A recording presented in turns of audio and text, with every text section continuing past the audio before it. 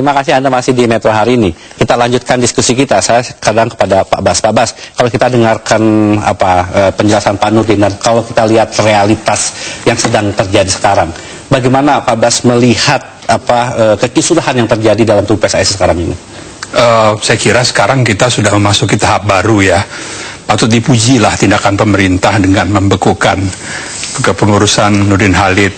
Ini sebuah langkah yang aspiratif, yang sudah lama sebetulnya ditunggu-tunggu oleh masyarakat. Apakah itu diartikan memang boleh dilakukan oleh pemerintah? Oh, boleh saja, walaupun itu konon bertentangan dengan prinsip-prinsip atau statuta FIFA ya.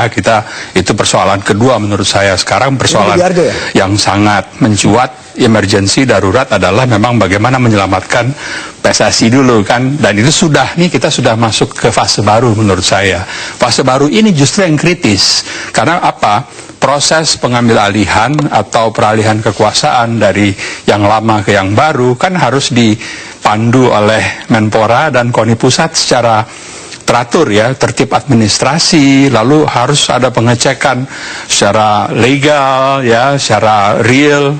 Semua aset, semua harta, rekening itu harus diperiksa satu persatu. Jadi ini makan waktu yang cukup panjang. Kalau taat azas, taat aturan itu masuk dalam kategori itu tidak Pak Bas? Iya, taat azas, taat aturan. Makanya tadi waktu Pak Nurdin mengatakan ada dua kan, maksudnya yang pertama mau bertahan atau tetap terus, saya kira yang ya harus menyerahkan sajalah ya supaya proses ini lancar demi keselamatan sepak bola kita semua. Dan ini makanya waktunya nggak banyak loh ini kan.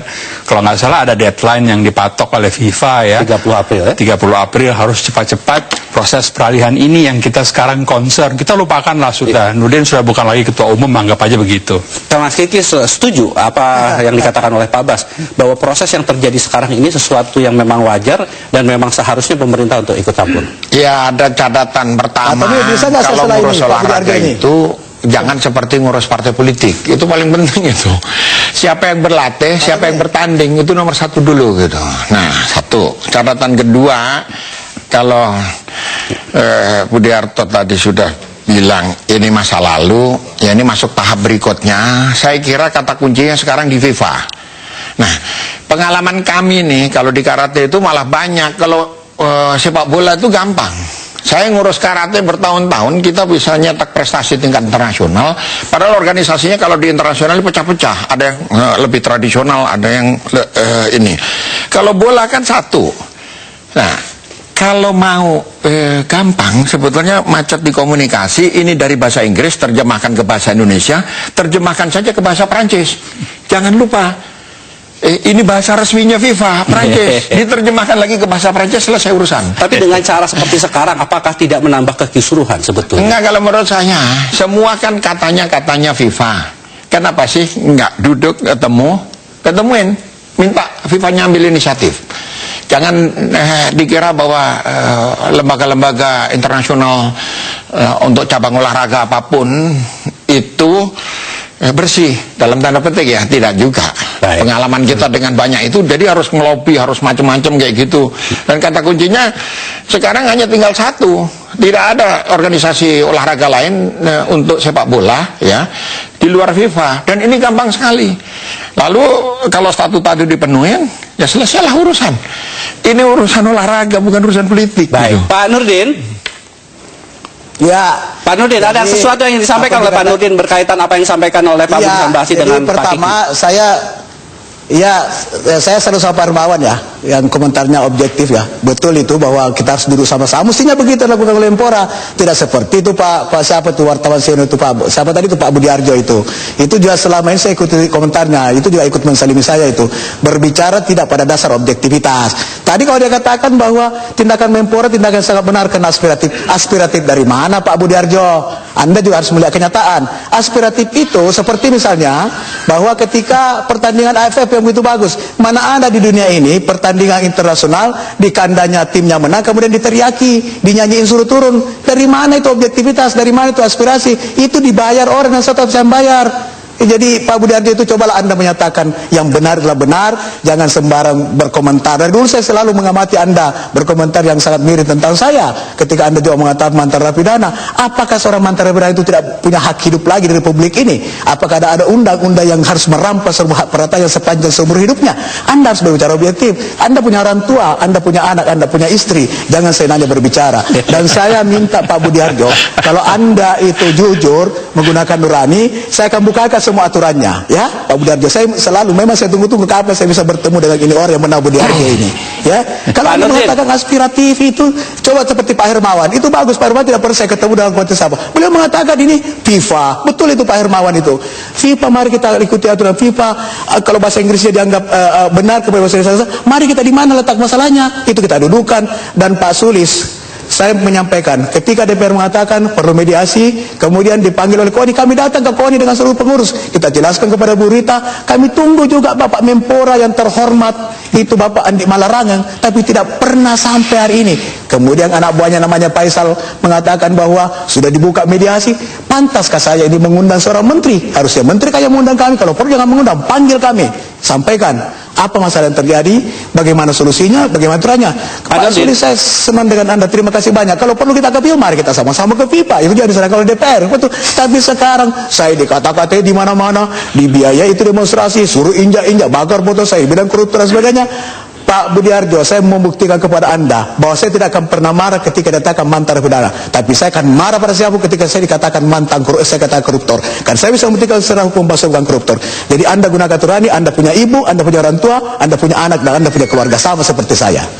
Pak Nurdin, kemudian Ya, kalau kita lihat kenyataannya bahwa sekali lagi begitu demo yang begitu marak terjadi berkaitan dengan Pak Nurdin. Tadi saya sudah pernah sampaikan Bung Tommy ketika minggu lalu, ketika beberapa waktu yang lalu saya sudah sampaikan Bung Tommy, yang membiayai demo itu siapa? Dan saya mengatakan bahwa tidak ada objektivitas pemberitaan tentang saya. Ketika ada demo yang mendukung saya tidak dibluff, tapi ketika ada demo yang menghantam saya dan sebagainya, itu yang terus menerus dimuat. Itu kan tidak ada perimbangan, tidak ada objektivitas, tidak menggunakan nurani. Coba kalau menggunakan kata nurani, tanyalah rakyat, mari kita turun Bung Tommy sama Pak Budiarjo itu, ayo jalan-jalan sama saya, kita turun ke rakyat. Apakah rakyat membenci saya atau tidak? Mari kita turun. Tadi Pak Nurdin, Pak Kiki mengatakan sepak bola, olahraga itu tidak usah didekati dengan pendekatan politik. Apakah Pak Nurdin sekarang ini mempunyai dukungan dari partai politik sehingga kemudian berani untuk kemudian menyatakan yang lain?